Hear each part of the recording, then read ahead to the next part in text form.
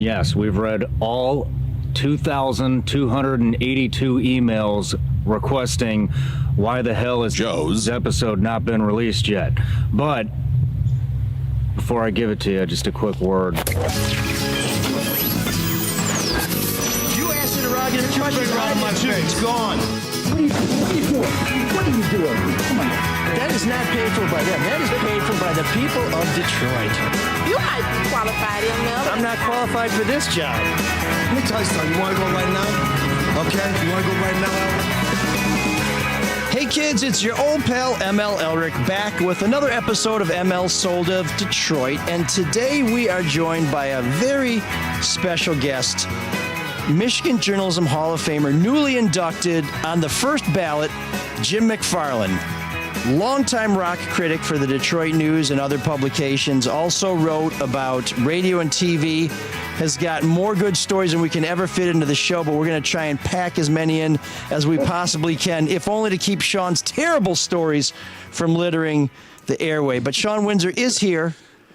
Got here before me, which tells you how late I was. And Mark Fellhauer, he's here anyways. I think he's chained to his desk. I told Sean to give you some crap for beating you here today. And what did I say? You said you have no right to do that. And I said, yeah, you do. You just won today. And I said, it's not a competition. Everything's a competition. It's good to be here. And what do you mean you wanted to make the intro about me? You cut my name out in the middle of it. So I guess that was a passive-aggressive one to intro to me about me? It said Sean in there, didn't it? Yeah, it said Sean Windsor. I thought Windsor was kind of interrupted, but that's all right. It's a long Well, because Sean is what the guy who really does the show says, and we dub in the Windsor. I know we've done 201 episodes, but I thought you may have picked this up at some point. Just maybe through osmosis, because I know you don't listen to the show or critique your own performance. What do you mean listen to the show? It's I'm here. I listen to it live. But you're not listening. You're in the moment. It's when you go back and listen to it later that you can actually catch things that you didn't think, things that you said that you wish you hadn't said. That's quite a large category. That I can do nothing about. And besides, I don't want to listen Except to not make the same mistake twice. Unlike you. Wait. Do you ever, I got a question for her. When you write something, do you ever reread it? Absolutely. So why wouldn't you review your... That's painful enough, but I can't listen to me. I'm not like you. I don't love the sound of my voice. It's brutal. Actually, I don't love the sound of your voice either, so I'm exactly like you. Seems like we have something in common after all. Besides self-loathing, although it's not self-loathing because I only loathe you. So how is that? Maybe we don't have anything Sean loathing. Yeah. Anyways, before we get going, we have to express our condolences to a real good friend of ours and a great journalist, no matter what Sean thinks, Carlos Menares, who has to do a podcast with Sean every week. He also lost his father, so we want to express our condolences for that as well. But Carlos, if you're listening to us on the way to North Carolina, just want to let you know we're thinking about you, and we hope you hurry back because... Take Sean off our hands. I can't run the softball team.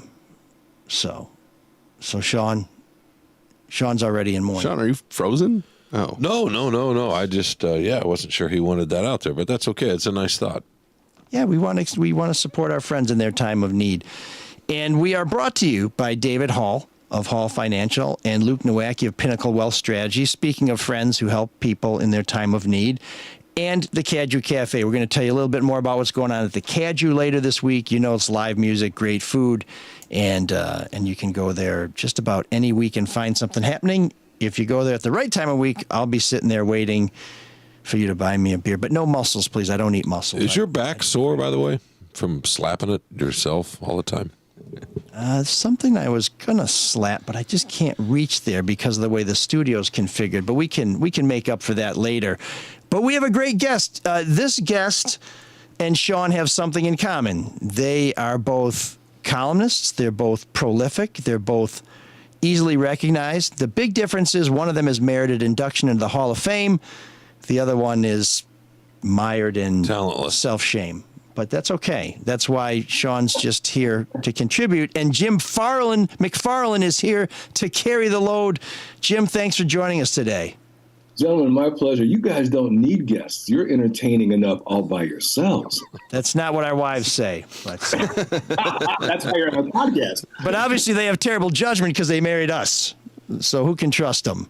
Now, Jim is married very well, which is why he's not in Detroit anymore. But for many years, if you picked up the Detroit News, and I believe also the Metro Times and various other publications, you got the straight dope from Jim about what's going on in the music scene, what's going on the airwaves, and a whole lot more. Jim, it was great to hear your stories on Sunday night when you were inducted. And like many of the greats, you were very modest. And they try and limit you to 3 minutes. But I was the guy who got up when you said, I don't have time to tell the Bill Bonds story. And I started the shout of, tell it, tell it, tell it. And I'm so glad you did, because it was worth every second. Well, Bill, as you may remember, I hope your viewers and listeners remember him well, because he was real special. He was on so many levels. But his hairpiece has a show on this network. Oh, really? Yeah, it's very popular. But in TV news in Detroit in his era, there was none more recognizable, none more famous, none more controversial, none more bald. They had so many things going for him. And do you want to tell a story now, or you want to? Well, I really just want to turn the mic over to you to tell your favorite stories, and we'll take them in whatever order, because the ones I heard, I'd be hard pressed to tell you which was better than the others, because they were all fantastic. You're too kind. Well, the Bond story is one of my favorites, and it threw me off my game last night during the acceptance speech, because I hadn't planned to tell it. I really thought I would tell it later after the ceremony was over, but thanks to you, ML, and your enthusiastic response, I told the story and went totally off my timing and ended up forgetting to thank about a dozen people, but that's okay, because the story was good. Anyway, this one happened years and years ago at the old Detroit Press Club downtown. They were having some big special event, and all the big hitters were there, Sonny Elliott and Bond, all the people in that era, Al Ackerman. And I'm just, the TV guy for the news, walking through just to soak up the atmosphere. And I see Bill Bonds in a corner booth by himself, nursing a cocktail. And I could understand when no one was sitting with him, because it's Bill Bonds. So I just kind of tried to walk by his area inconspicuously, and he stopped me and said, "Jimmy, come on." Oh, crap. What have I done now? What does Bill want to talk? Why does he want to talk to me one-on-one at the press club?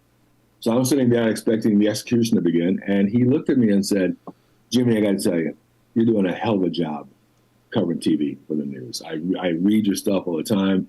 It's accurate. It's non-political. You don't take sides. You go around. I just really do a great job." Well, thank you, Bill. I was touched, and he went in his pocket, took out a business card, wrote his cell phone number on the back, and said, "Here's my number. If you ever need me for anything, don't be afraid to call." I said, "Well, thank you very much." So, of course, like 2 weeks go by, and he's pulled over for something or got in some controversy, some big thing happened. And so I take out the card, and I call his number. And I say, "Hey, Bill, it's Jim McFarlin." He went, "How'd you get his number? Who gave you his number?" Yeah, he was a ball of fun. Well, did you explain to him like you did? I just saw you, and he's like, "I wasn't there." No, he denied it. He would never have done that to a newspaper reporter. I'd never give you my personal number. That would never happen. How many cocktails had he had? I'm sure he lost count, and I wasn't counting. So, but that was not unusual for Mr. Bonds. No, I remember watching him one time walk out of the Golden Mushroom and nearly faceplant on the curb. Oh, really? Yeah. This is a long time ago. That is not the right. I remember seeing him outside of Comerica holding court, I think before opening day, just in his suit, just talking to everybody. I mean, he liked talking to people. He's a good dude. When he did a journalism stakeout, which is kind of like the gridiron dinner they had in Washington. They tried to revive this, and it raised a lot of money for charities, and he was one of the keynote people. Mm-hmm. And during his speech and I think he softened with age once he wasn't sort of the man in town, but to salute the crowd, he lifted up his toupee as if he was doffing his cap. Oh, I paid money to see that. Oh, yeah. And I think he also did it at the Journalism Hall of Fame dinner when Diana Lewis was inducted. I'm pretty sure I've seen the top of his dome a couple times, and I'll tell you, as silly looking as that rug was, he was better with it than without it. Ooh, that hurts. Yeah, no. I think it's just because you saw the other half of the Velcro underneath it, so looked like a real bad brush cut, But Jim, you got some great stories, and you started out in Western Michigan. You're not a Detroiter. You made your way to Detroit. Tell us a little bit about how you started, how you got into rock and roll, and what brought you to our fair city.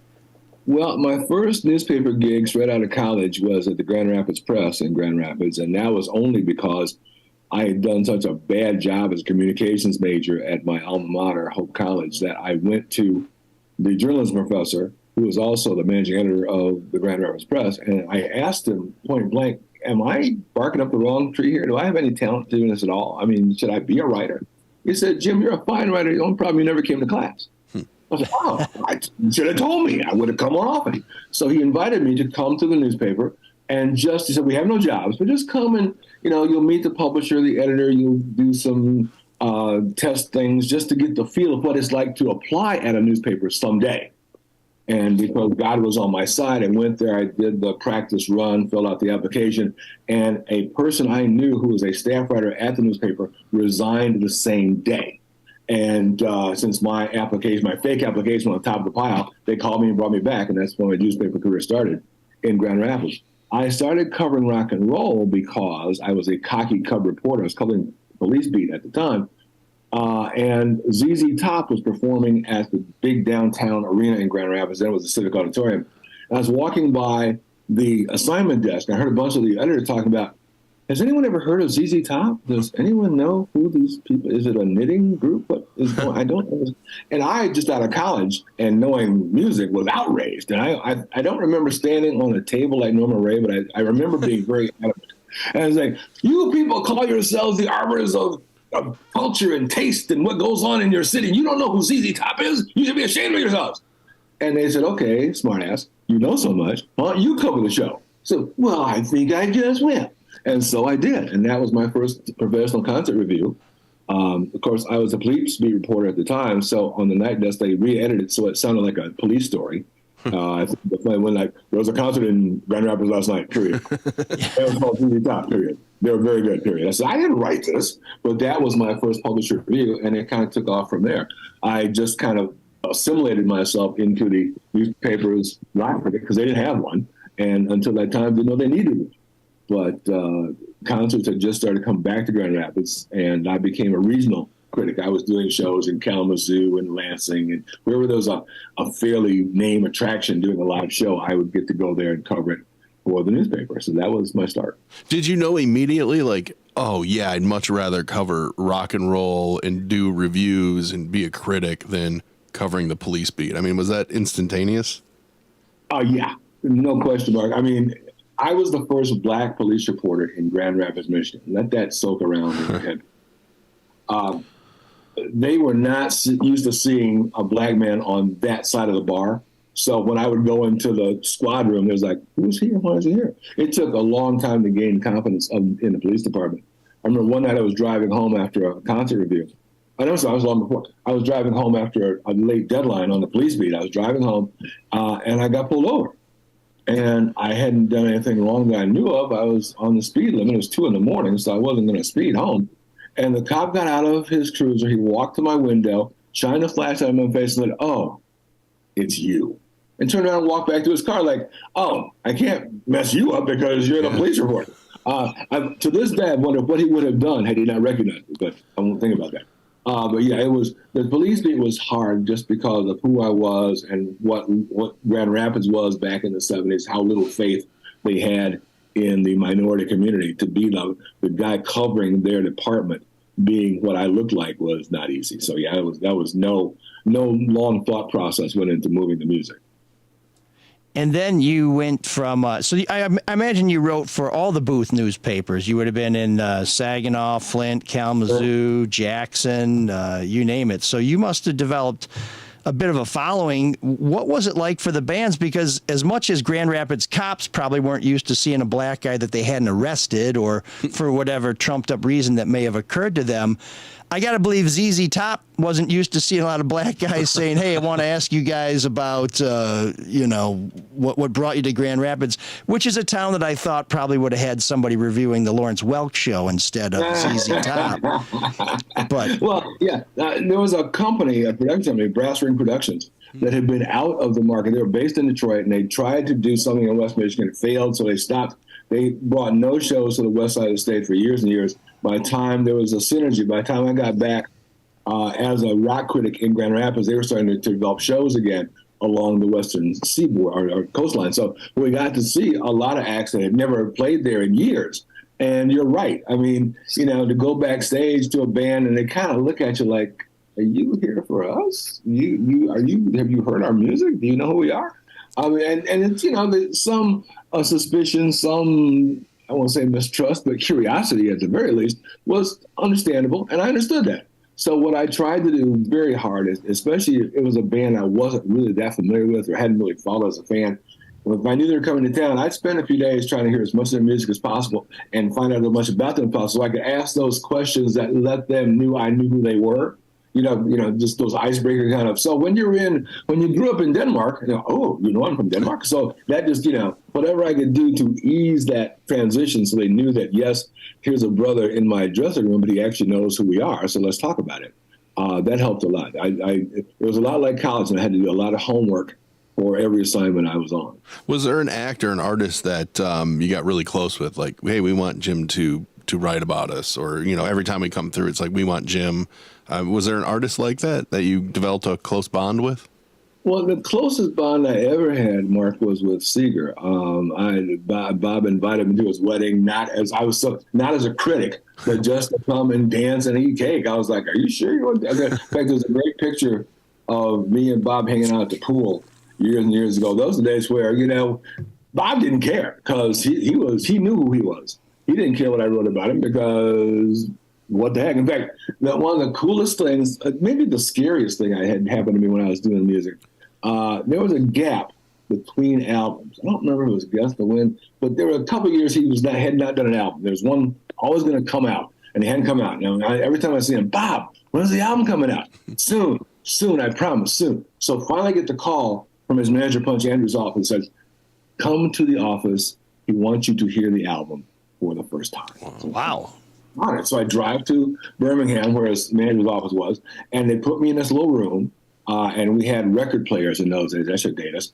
But there was a room, a chair, and a turntable. They bring the album in, they put it on the turntable, drop the needle, and close the door. So I'm going to listen to the album, for the first time. I'm really kind of, honored.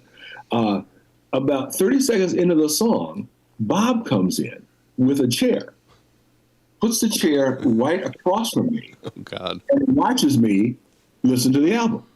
He's not talking; he's just staring.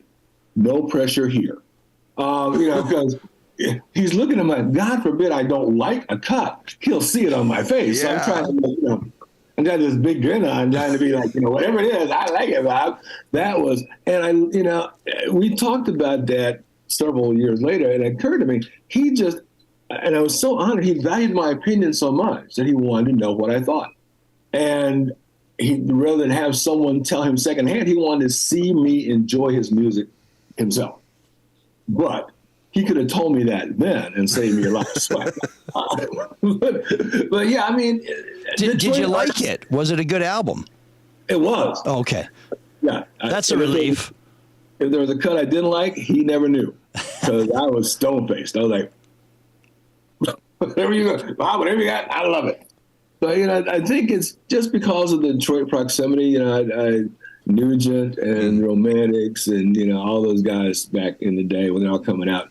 I was just being a rock critic in Detroit in the 80s. Oh my goodness, I look back at that decade and those years as some of the most enjoyable of my life.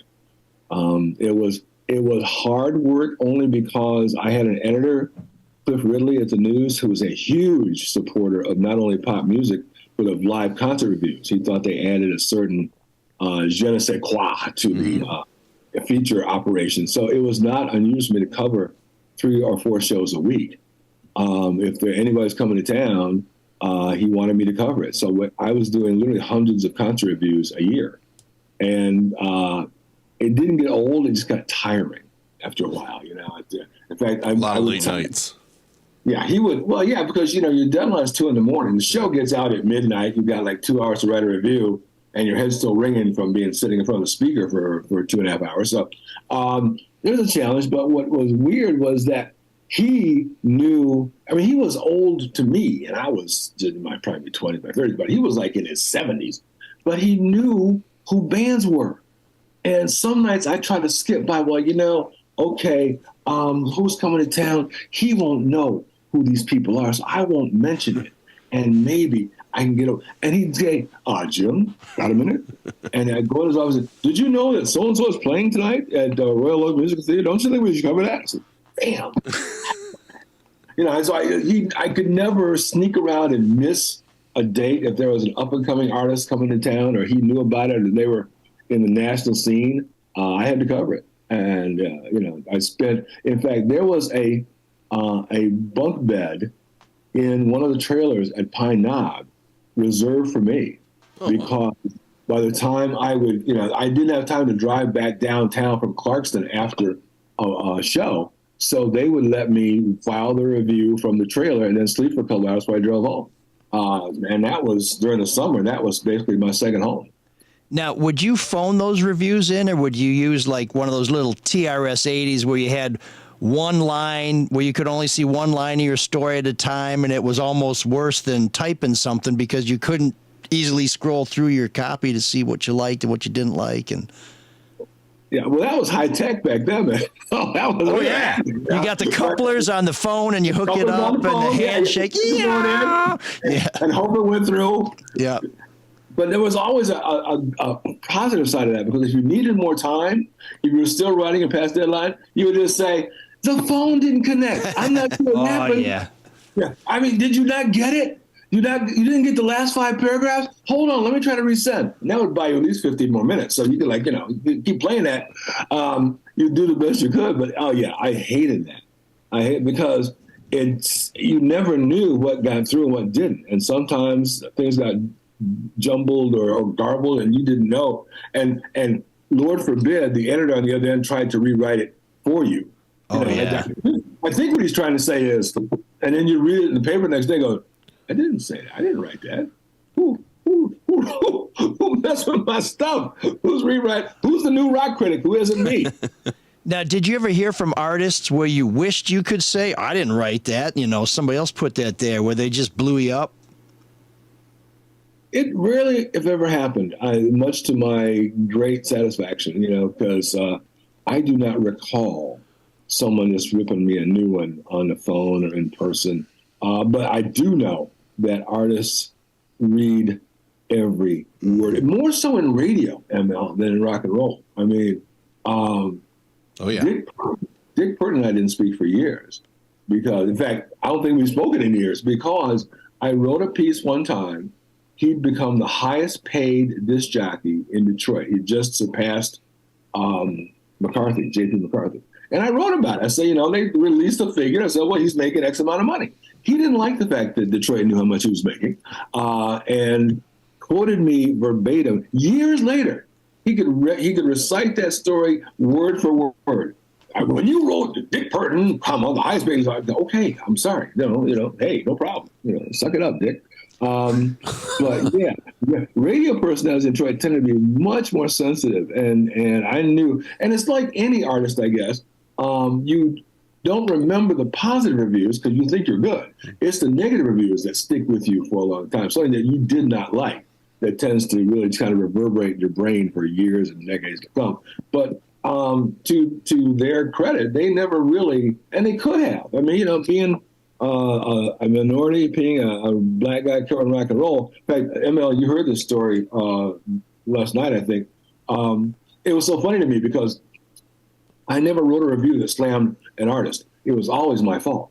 If say Aerosmith was coming to town, and you do a 40-day gig, you're in different cities every night, you're going to have a ringer every now and then. You're going to have a bad show. It's just inevitable. If it happened in Detroit, and I wrote about it, Aerosmith was, lackluster, not their best work. I get these letters that week from fans who went, Mr. McFarlin, Aerosmith gave a great show at Kobo. The problem wasn't Aerosmith. The problem was you. A cultural experience with rock and roll music, and we understand that. You should be more sensitive, or the news should find someone who's more accustomed to listening to rock and roll. They can be more objective. So then an R&B act comes to town, and Lord forbid I pan them. Let us come in. Mr. McFarlin, Rick James gave an excellent show last night at Joe Louis. The problem was not Rick James. The problem was you. You've been listening to rock and roll so long. You've lost your cultural imperative. You don't understand your native music anymore. And that's sad. But please don't cover black music anymore because you're not with us anymore. So it doesn't matter what the artist did. It was my fault. Because whatever the music was, I didn't understand it. It had to be me.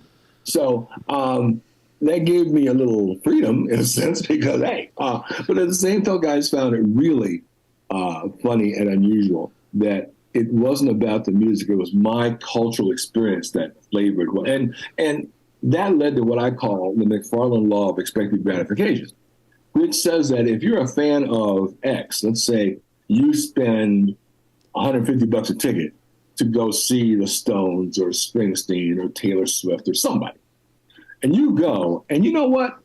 They gave the best damn show you've ever seen. Because if they didn't, you're an idiot who just wasted $300 and not in town and can't afford rent this one. So for someone who's objective and is coming to see the show without any kind of passion or fandom and say it was mediocre, well, how dare you? You can't say that. Because the expected gratification is it's the best show you've ever seen. It's like a form of confirmation bias. Yes. Now, dare this idiot try to tell me that it wasn't. So, yeah. Some people were, I heard over the years that people said, well, I read your reviews because it either reinforced what I already thought or it gave me a perspective I hadn't considered. And those are the people that I love to talk to. The folks who come in blazing with their six gun saying, you bloody idiot, how dare you say that, that this isn't the best band that ever lived. How dare you? I can't believe that you wouldn't do that for my favorite. The nerve. You should be fired.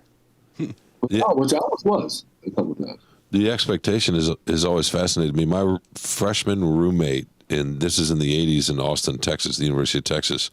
He was from Houston. He was black. His name was Mike, and he loved Rush. And whenever we'd go out anywhere and folks would find out he liked Rush, just the way they'd look at him. And I had a similar experience, 15 years after that, I was washing dishes with a guy at the Bombay Bicycle Club. And maybe it was 10 years after, I can't remember. His name was Mel, and he loved metal, Judas Priest and all that sort of stuff. And he was black. He was from Ipsy.